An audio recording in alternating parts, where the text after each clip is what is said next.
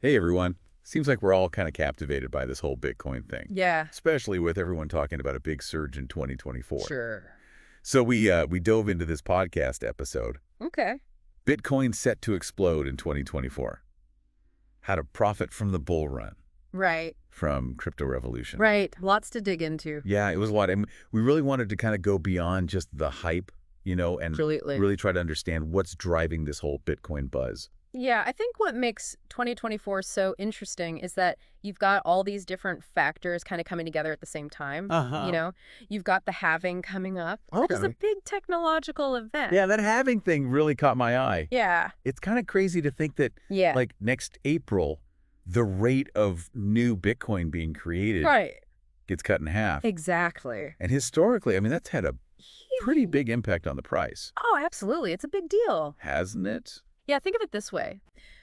The Bitcoin network is designed to only ever release Uh-huh. a certain amount of Bitcoin, Okay. and it does it over time. Right. And every 4 years, the rate of that release gets cut in half.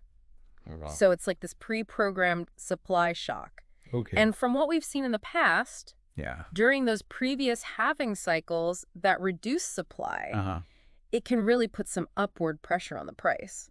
That makes sense. Yeah, just like supply and demand, Yeah, exact. But I mean, this time around, everyone's already expecting the halving right. Right. So Well, that's a good point. doesn't that kind of change how it's going to play out? Well, that's I mean, could the price impact be smaller this time? Because everyone's already anticipating it. that's a big debate right now. Okay. Some analysts are saying that Mm. the halving's impact is already baked into the price. That's- Like the market's already factored it in.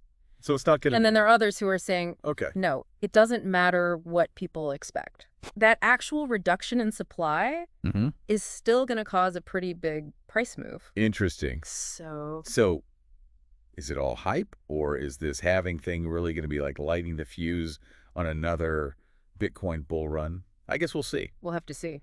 But one thing that really struck me, aside from all the price talk, was how much the podcast focused on how mainstream Bitcoin is becoming, Yeah. especially with institutions. Right. We're talking about BlackRock launching a Bitcoin ETF, Mm. big companies adding it to their reserves. Yeah, you're seeing major players getting involved now. Yeah, it feels like something's shifting. It's definitely not just a feeling. Okay. I think the key here is Yeah. to understand why. Like, why now? Mm-hmm. Why are all these traditional financial giants suddenly interested in Bitcoin? Right. Like, what's the bigger picture? Just take BlackRock, for example. Okay. They're offering a Bitcoin ETF now. Uh-huh. And we're talking about the biggest asset manager in the world here. Wow. So when they make a move like that, it sends a huge signal to the market Okay. that Bitcoin is a legitimate asset class now. Uh-huh. And it makes it a lot easier Right. for regular investors Yeah. to get involved with Bitcoin. Through their Okay. normal brokerage accounts? Yeah, their regular chance. So it's not just about the big guys making money. Right. It's about opening the door for everyone else. Exactly. Oh. And then you've got companies like MicroStrategy. Yeah. This is a public company, business intelligence, Okay. and they're putting a big chunk of their treasury reserves into Bitcoin. Wow. So that's a pretty big vote of confidence Yeah. in Bitcoin as a store of value, Uh-huh. a hedge against inflation, Right. and basically an alternative to holding tons of cash. It's funny because it wasn't that long ago that, mainstream companies wouldn't touch Bitcoin. Yeah. Now it's almost like, It's becoming normal. yeah. And that normalization Okay. is really key to the future of Bitcoin. The more integrated it becomes into our financial systems, Right. the more people will see its utility and its value. It's like it's proving itself. Exactly. Okay, so we've got this halving thing potentially squeezing the supply Right. and all these institutions kind of legitimizing Bitcoin. Mm-hmm. But the podcast also went into what they call the macro factor. Yeah. And that's where it gets really interesting. Absolutely. Because we're living in a pretty unique time. We are. You've got this constant inflation eating away at the value of our money, Yeah. a global energy crisis, and all this geopolitical instability. Exactly. It's like a perfect storm. Yeah, And it's making people question the whole system, right. the traditional financial system. And for some people, Bitcoin is looking like a solution, Yeah, like a life raft. like a digital gold kind of thing. Exactly. But is that just a catchy phrase? Right. Or can Bitcoin really be a safe haven asset like gold? Well, I think we have to understand why gold has always been seen as a safe haven. It's scarce. Huh. It lasts a long time. Right. It's divisible. Okay. And it's held its value for centuries. So it's all about those fundamental characteristics. Exactly. Okay. And you know what?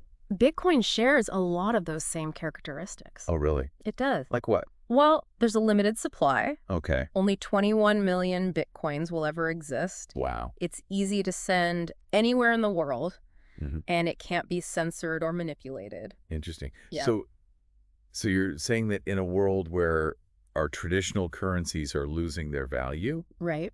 Bitcoin's limited supply and decentralized nature make it a really attractive alternative. That's what a lot of people are saying. Okay. Now, whether that holds true in the long run, we'll have to see. But it's a perspective that's gaining a lot of traction. Yeah. Especially with everything going on in the world right now, you know? Yeah, it makes sense. Yeah. I can see that. It's a really interesting time to be paying attention to Bitcoin. For sure. That's for sure. I'm definitely intrigued. Yeah, me too.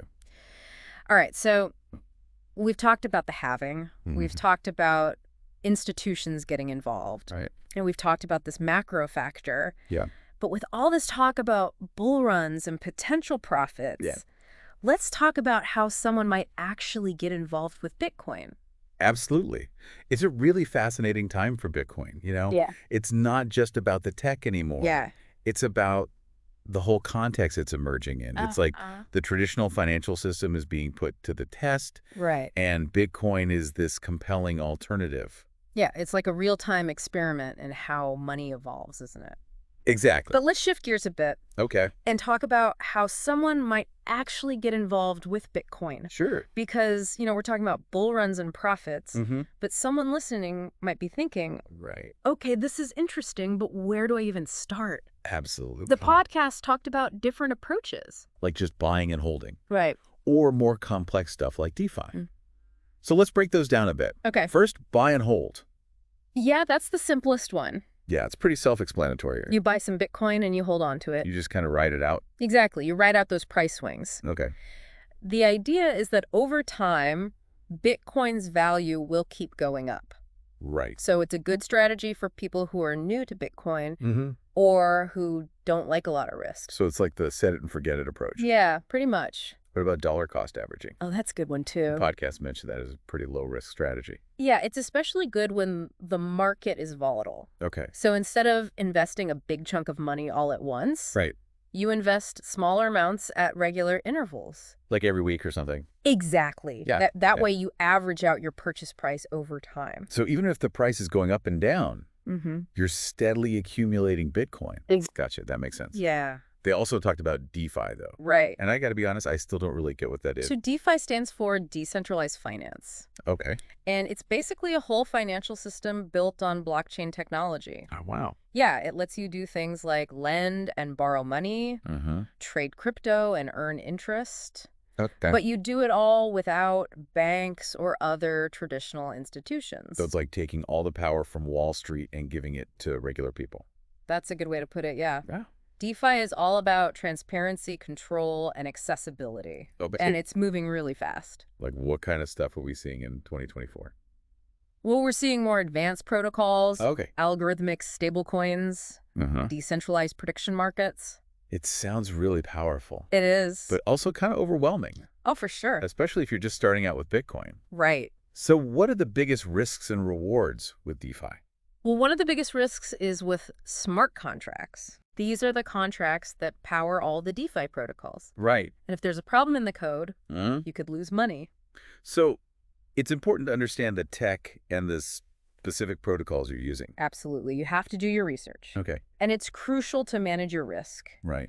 DeFi is still experimental. Yeah. So don't invest more than you can afford to lose. Good advice. But the rewards can be huge. Like what? Well, you can earn passive income on your crypto. Okay. You can access financial services no matter where you are.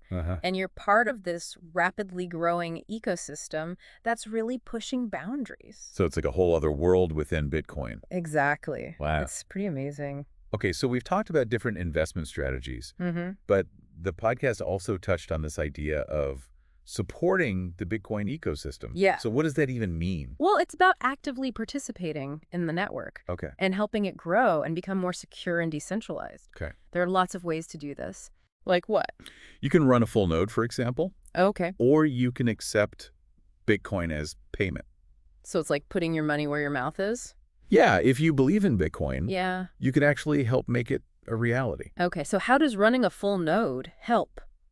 Well, it helps verify transactions, Uh-huh. and that makes the whole network more secure. Okay. It's a bit technical, Right. but there are resources out there to help you set one up.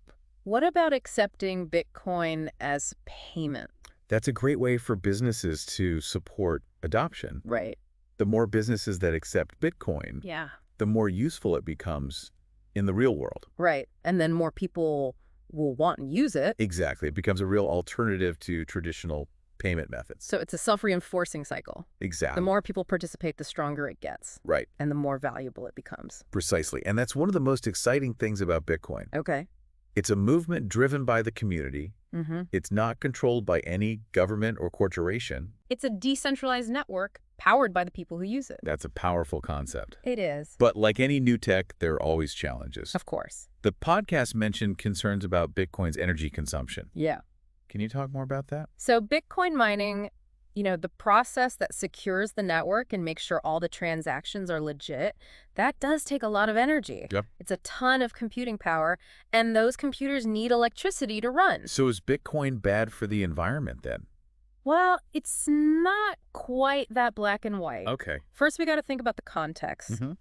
People compare Bitcoin's energy use to entire countries. Right. I've seen those comparisons. But it's also providing this global financial network that's running 24/7. That's true. Nonstop, 365 days a year. Right. And the other thing is where that energy comes from. Okay. More and more Bitcoin miners are using renewable energy. Really? Yeah, things like solar, wind, hydropower. So it's not necessarily this environmental villain that some people make it out to be? Exactly. It's way more nuanced than that. Okay. And people are working on making mining more sustainable and efficient all the time. That makes sense. Yeah. That's like any new technology, there are going to be growing pains. Right. But what about the whole thing with Bitcoin and illegal activities? Yeah. I've heard people say that it's mostly used by criminals. That was kind of true in the early days. Uh-huh. Bitcoin was more anonymous back then, Okay. but that's changing fast. How so? These blockchain analytics companies have gotten really good at tracking Bitcoin transactions. Oh, wow. It's getting harder and harder to use Bitcoin for illegal stuff. So the blockchain's transparency actually works against criminals. Yeah, in a lot of ways. Okay. Every transaction is recorded on this public ledger, Uh-huh. so it's more traceable than cash. Interesting. And don't forget, most crime still happens through the regular financial system. Right.